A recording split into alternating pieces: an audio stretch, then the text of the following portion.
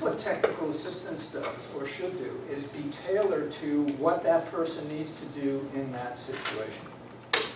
And then last but not least, those of you who helped somebody learn how to drive, was that enough to get them a license?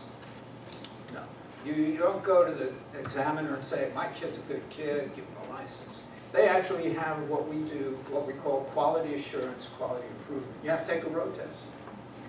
And you might have stereotypically a 16-year-old boy who loves to drive fast, but hates to do parallel parking, hates to do three-point U-turns. You don't give people a license only on what they like to do.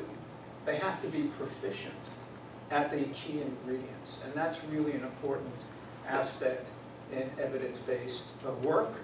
Is people really need to have a proficiency at the key ingredients. So we talk about quality assurance and quality improvement. If they're not quite there, what can we do to help them get there? We want them to get a license. So that's what happens in the real world when you have an academic doing a logic model. This is a logic model of that, okay? We want to achieve a certain desired outcome. It could be getting a license. There's a different initial readiness. Or if we're taking a different example, we want to bring in a literacy program or family engagement program, and we're going into a school district, there's differences in their initial levels of readiness. Some schools have higher general capacity than others. Other schools might be better with some innovation-specific capacities, and their motivations might differ. And then we're going to work with them to build their readiness. And we're going to use tools, we're going to use training, we're going to use technical assistance, we're going to use quality assurance and quality improvement. And it's surrounded by what? Relationships. You can't do good work. Try teaching a kid to drive. If you don't have a decent relationship with that kid, and it doesn't go downhill from as you're teaching them, you have to have a certain amount of mutual respect between the TA provider and the TA recipient. And then particularly when you get into quality assurance, when you're trying to tell your son what they should be doing better, and that they really have to respect that you know how to drive and all that sort of stuff. So relationships are really an important part of this, and anybody who does clinical types of work is very aware of that. So anyway, that's what that looks like. So in terms of a readiness building system, this is a big deal for us. This is what we are working on very, very hard at the Watersman Center. So there are different parts, and I'll explain this from left to right. There's an assessment. You go into a school or a school district, for example, and you do a readiness assessment. You ask them questions about all those things in R equals MC squared. Then they get a report. Each school in a school district would get its own readiness report because they're in different places on where they are with general capacity, innovation specific, and motivation. And then we have a readiness prioritization tool. You can't do everything at once. What are the key things you want to focus in on to try to build readiness? And then there's a readiness building plan as you move into that greenish box called CMOR. CMOR stands for Change Management of Readiness. Change management is a term that's big in a lot of areas, but not everywhere. How many of you have heard that term? Raise your hands. It comes a lot out of the management literature, obviously. Business, etc., and it's being widely used in health, and I think it is what it says it is. It's trying to help manage change in a positive direction. So we are taking those subcomponents of readiness, like relative advantage, like leadership, etc., and we're matching them with change management strategies. What can you do to build areas that you're low in? And then we're going to help people evaluate how well that's working as they implement that change management strategy, and whether or not it's led them to the outcomes that they need to have. Is that reasonably clear? So in the site report that we would give to each site, this is a simulated example of, some areas they're high in, some areas they're low in. The areas that they're low in their report, they would get ideas for strategies about what they could do to build that area. And we're actually doing a lot of improvements in this change management work beyond that advanced beyond this slide. But the general idea is there is, what do you do about it? How ready are you, and the areas you're not so ready in, what can you do about it? We have a readiness prioritization tool, and then a readiness plan building tool. And then just quickly about some of our work is in policy. We have a grant from the Robert Wood Johnson Foundation, and we talk about how readiness can be used in funding announcements or screening organizations to see where their initial readiness is. Once they are in your group, let's say we have a school district, and within there are schools at different levels of aspects of readiness. How can you use the people that you have, provide support to that school in an efficient way? They can't do everything. So knowing where the readiness is can help them target their training and technical assistance with a particular school. And then one of the big things in this policy brief we wrote for the Assistant Secretary for Planning and Evaluation at Health and Human Services is the concern that many funders have about what do you do with organizations and communities that really have big needs but are not ready enough or competitive enough to get a grant. So there may be other states in this country that need family engagement, maybe even more than we do. But they didn't have a great group like we had to put together a good grant. So there are funders who are concerned about, what about the ones who really need it but aren't competitive enough or ready enough to compete? So in our project, we're working with CDC, Office of Smoking and Health, Farley Health Policy Center related to integrating behavioral health and primary care. We're working with Serve and Connect, Cassie Alia. How many of you are familiar with Serve and Connect? On readiness for police community partnerships. And then the Center for Medication Optimization for Policy and Practice on using readiness for pharmacy to integrate their work better, because every year there is over $500 billion spent on medication misuse. $500 billion. So something better needs to be done there. Anyway, we want to get you into some readiness thinking. Let me see if there are. Let me stop for a moment and see. We've put a lot of stuff on the table. Are there some questions or comments before we actually apply some readiness thinking using a readiness thinking tool? Yes? In the cases where you saw readiness actually decline, how do you move forward or even kind of explain those results? Well, among the things we do, and we weren't as advanced in that particular study as we are now, is it's a discussion. So we share the site report with them, we say that it went down, and then we talk with people at that, in that case, a federally qualified health center, and say, well, what's happening here? And let's look at these specific components, and let's look at the items, and what do they say to you, and what do you think about that, and how can we do something, how do you want to do something about that?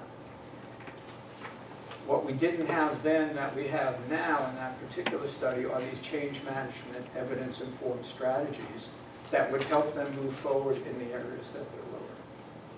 Does that address your question? Great. All right, we'll have more time at the end. We want to get you into some readiness thinking and doing. So Brittany's going to lead us in some readiness thinking.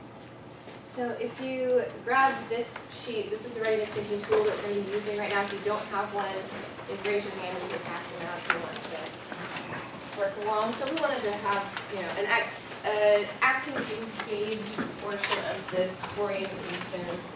As they said, to get you really thinking, and starting to see how we can use readiness together. We have assessments, we have reports, but one of the nice things about getting to outcomes and readiness is that you can think through these processes and strategies and really use them in the way that you interact with one another. So what we're asking for you to think about today is the partnership to promote family engagement. So think about this partnership as a whole. And we want you to reflect on the current readiness subcomponents, which are all listed on your sheet, which I don't think I have a slide of the sheet, but you have the sheet, right? So we've got the subcomponents listed down here. So think about where you feel the partnership might be currently on the subcomponents, the relative advantage, compatibility, etc. And we want you to think about whether or not you think these subcomponents would be high or low, or if you're not sure. Right, so obviously you're probably more familiar with your organization than other organizations. You might have some relationships with people in the room across organizations within this partnership.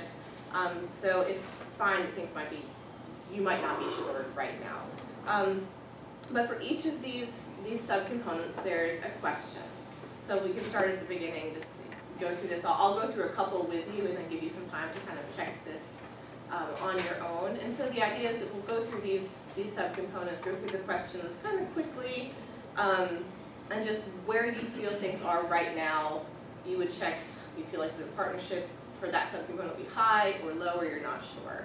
And after a little bit of time of doing that, we'll have a discussion about it to start thinking about this partnership a little bit more collectively. So we'll start at the first motivation subcomponent, relative advantage. So for motivation, this is how much we want this partnership to promote family engagement to happen, right? That's broadly the motivation that we have here. So relative advantage, if the partnership seems better than what is currently being done to promote family engagement.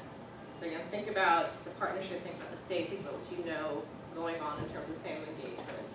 And do you feel like the partnership would view this as something high or low, or you're just not sure yet? Yeah, and again, thinking currently, right? Because readiness is going to change. We're going to learn more about one another throughout the course of this initiative. But thinking right now, where you feel things may be. And so for the next subcomponent, compatibility, right? Does this fit with the way that we do things or how family engagement has been done so far? Whether this partnership fits with how we currently think about doing family engagement. Do you feel like currently that's something that would be high or low, or you just really are not sure at the moment?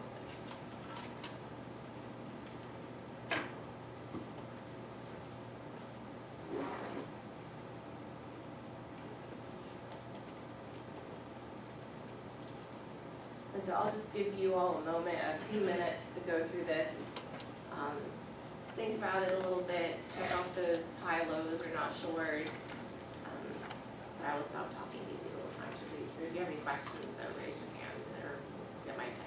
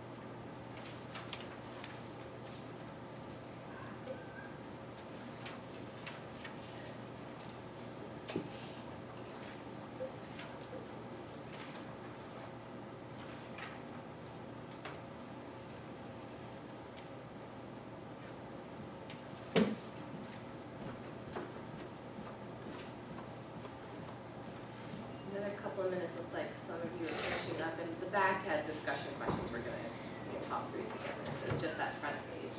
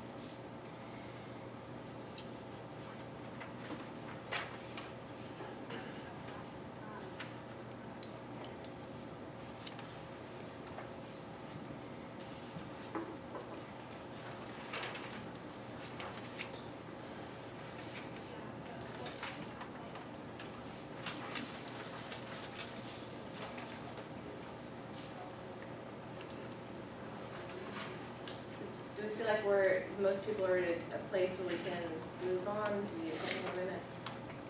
Let's see, nods, okay. So we want to, first off, doing this tool lets you see how we can be thinking about the readiness subcomponents. You can apply articles MC squared to the way that you just start thinking about an issue or a relationship or a problem.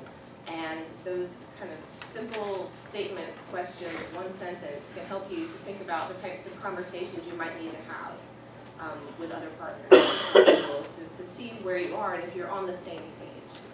Okay. So Gail's going to lead us through thinking about that as a partnership a little bit further.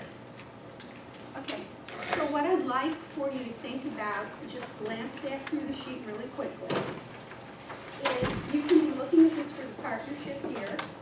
You can be looking at this for yourself and what you are bringing or wanting to take.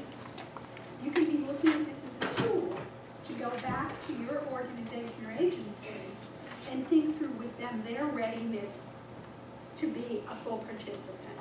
So there are many, many ways in which you can work through this. I want you to shift gears here for just a minute, and we're going to do a quick go-around, much as we did when you introduced yourselves at the very beginning. And I'm going to ask you to come up with what, as you've done your work in your agency or organization, you have seen consistently as a top priority need.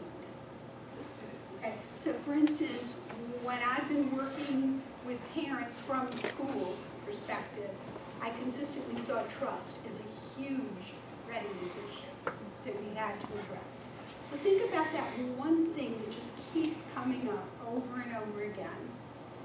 And this time, why don't we start over here? Oh, goodness. I was trying to figure out what the word was, but here's what I'm noticing.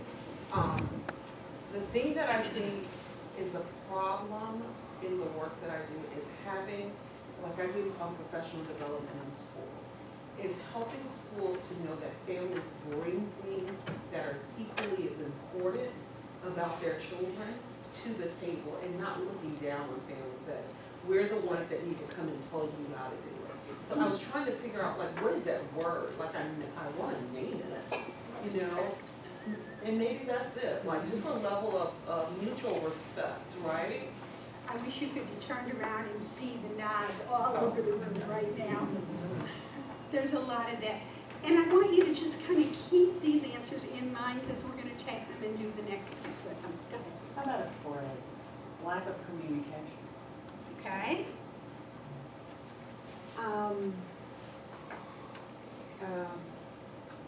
Sometimes see families, minority families, families who don't speak English as second-class citizens. And that takes us right back to that respect issue, doesn't it? Okay? Like the lack of preparation to engage minority and non-English speakers. The lack of preparation by the schools and districts, is that what you're thinking? Yeah, like the lack of motivation. Okay.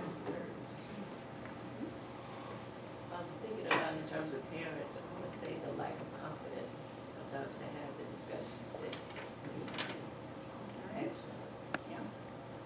I direct a initiative, a tutoring initiative, United Way, under the Educational Council, and we have several components to that. We've just implemented the parent engagement component, and the first one that I did was very successful. However, I learned that the parents feel you have to take that extra step to engage them and to motivate them to come. I think a lot of times people think, and I've heard folks say this, we have things and they're just not interested. But I did something a little different. I created flyers and I went and knocked on the doors. And I met them at school meetings. And I don't know So you whether found that the next word- step outreach to bring people in is really important, it sounds And I like. think a lot of times schools, they don't have that person who is going to do that. Well, I mean, I think this builds on a lot that's been said already, but just connection, establishing that connection, making people feel like this really is a place for you to, I think is important. Thank you. And this, because I was coming in late, so I'll introduce myself. I'm Suzanne Winger with Family Connection of South Carolina. I'm the Director of Training. What we've seen a lot is that parents want to be seen as equal partners in decision making. Sounds like I would do job. Yeah, there you go. Elisa Bentley, I also was late, sorry, with Family Connection. I would say to just, families feeling like they have a voice. I mean, I think that's the big thing is a lot of parents, I don't know what to say, but they're afraid to speak up because they're not sure how that's going to be received. So kind of different perspective from our end. So we don't work, I'm with the Alliance for Healthy South Carolina, so we don't work directly with families. But I think for us, we're trying to get that family's voice when we're designing strategies to improve health for the state. So for us, I think sometimes we run into the challenge of getting that voice from those with lived experience when we're designing these strategies for the state. Also a little different perspective too. We're through home mental health, we do a program with families out of elementary school doing case management to address social needs. So things with families, it's trust, like someone else said, and also getting them to want to keep following through. Too many or competing priorities within the schools. Yeah, and building on that from our perspective, the evaluators just going into schools and talking to, different leadership, just streamlining all their initiatives, especially in terms of like funding and sustaining that funding after it's done, sustaining the programs after the funding is over. Thinking through the readiness of schools and school leaders to be receptive to building the capacity for families to engage.